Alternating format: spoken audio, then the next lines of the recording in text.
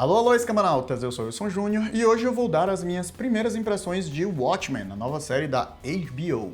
Mas se você não for inscrito, se inscreve no canal, segue a gente nas redes sociais que a gente também produz conteúdo lá no Instagram e vai aqui nessezinho, ó, que a gente tá sempre falando de filmes, séries e outras coisas, então vai lá e confere o conteúdo. Antes da gente começar, um convitezinho, eu comecei meu podcast Cinema em 3 Atos. Ele vai estar aqui na descrição para vocês, tanto para o Spotify quanto para o feed, né? Se você usa algum aplicativo de podcast. Estamos lá, sempre conversando de 2 filmes, um de streaming, um de cinema. Sou eu e os convidados, que são sempre pessoas legais. No primeiro episódio, PH Santos. No segundo episódio vai ter Elvio Franklin, do Só Mais Uma Coisa, e o PH Santos de novo. Então vão lá e confiram, que é um bate-papo super divertido, super descontraído sobre cinema. E você não escuta só a minha voz, você escuta a voz de outras pessoas que são mais legais do que eu. E se você tem vontade de escrever, se você tem vontade de aprender escrita criativa, eu vou começar o meu curso de escrita online. Então, se você conhece alguém que tem interesse nesse assunto, tem interesse nesse tema, indica as redes sociais do Escambau, indica o canal do Escambau, que em breve, bem em breve, a gente vai ter bastante conteúdo sobre esse tema. Quando eu vi a notícia dessa série, eu olhei com desconfiança. Eu devo confessar que eu olhei desconfiado. O Watchmen é uma parada muito difícil de se adaptar. A gente teve uma série em quadrinhos recente, né, sobre o Watchmen, que foi o Before Watchmen. A maioria deles não é nem legal, né, então, obviamente, isso gera algum receio. A série ela vem com a proposta de ser aí o futuro, né, ou seja, lidar com as consequências que aqueles eventos tiveram no mundo. Na realidade, ela fez uma escolha muito acertada de ser uma narrativa muito fechadinha, circunscrita, né, a narrativa que se passa em Tulsa, nos Estados Unidos. Então, a gente está vendo ali as repercussões dentro daquele ambiente em específico.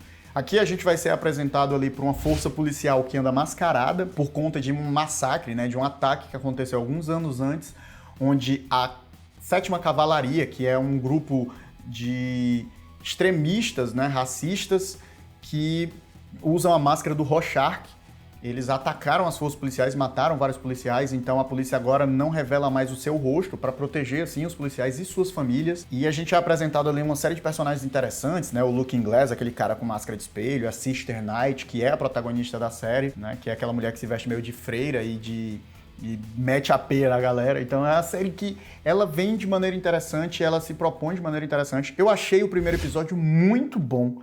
Ela realmente me capturou no seu primeiro episódio, no qual esse contexto é apresentado, né? A gente tem a apresentação de um contexto histórico, né? Que a gente vê ali um massacre da cidade de Tulsa, que, se vocês não sabem, ele aconteceu de verdade, né? Ele é baseado em fatos reais.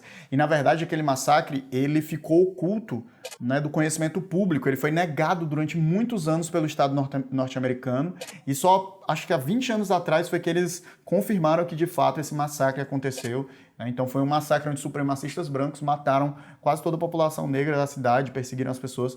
Foi um negócio muito terrível e a série ela começa usando esse contexto, né? E esse contexto gera ali um personagem que a gente ainda não sabe muito bem quem ele é e o que é que ele quer, mas que já foi apresentado nesse contexto. Eu acho que o primeiro episódio ele é muito interessante para conectar. Eu senti a atmosfera do Watchmen aqui na série e, apesar de que ela trata de temas muito diferentes, né? Enquanto a gente vai ter uma narrativa no Watchmen que vai fazer uma crítica às narrativas de super-heróis, né, e na realidade vai ali ironizar e tentar imaginar heróis num contexto muito mais realista e usar isso como uma crítica, né, usar isso para criticar esse idealismo do vigilantismo e do super-herói. Aqui a gente vai ter uma narrativa que vai ter como peça central uma temática de disputa racial, né, de um grupo de supremacistas brancos que está se apropriando da imagem do Rorschach, que a gente não sabe em que momento isso acontece, mas é possível, né, até porque a gente vê o Rorschach nos quadrinhos, era um personagem que tinha um certo discurso conservador, ele era um cara reacionário, ele era misógino e homofóbico, então,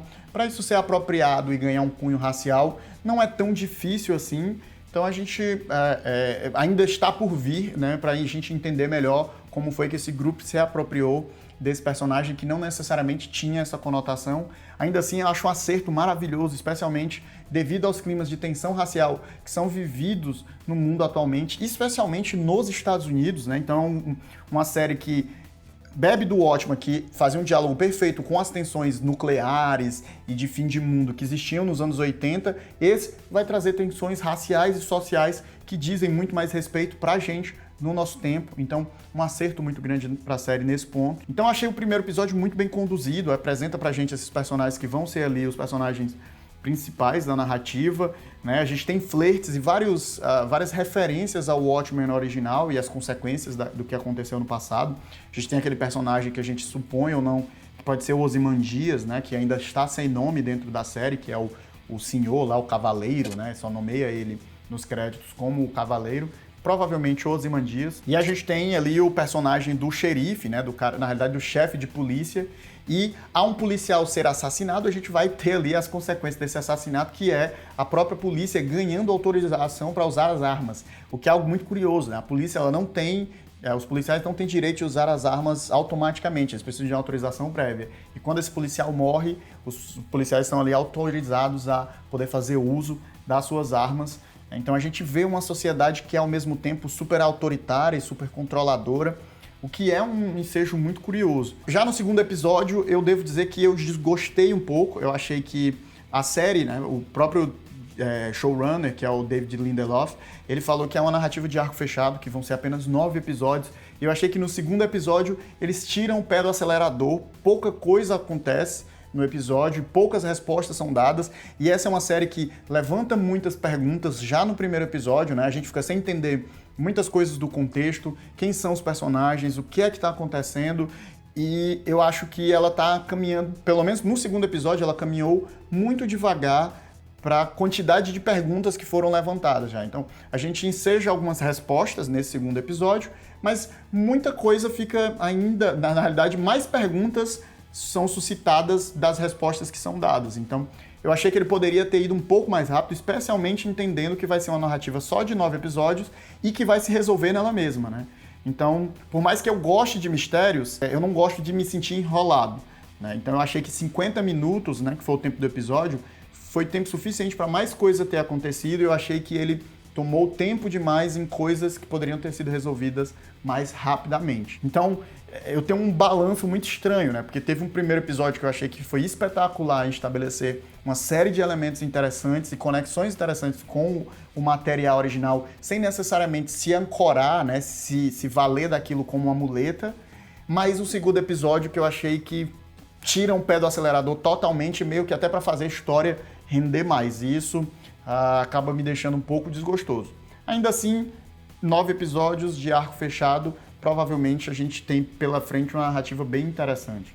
Uma narrativa que conversa com o nosso tempo, uma narrativa que traz como protagonista uma mulher negra, e só isso já é muito interessante, especialmente se tratando de narrativas de quadrinho, né, que a gente sabe que tem um contexto de misoginia, de homofobia e de racismo muito diretamente ligado a ele e à comunidade, né? A comunidade que é fã de quadrinhos é extremamente reacionária em ter modificações e transformações dentro de narrativas adaptadas desse tipo de material, né? Então, é uma série que já vem e dá um tapa na cara para poder mexer aí com o que vem sendo produzido dentro do universo de quadrinhos e as suas adaptações, tanto para o cinema quanto para seriados.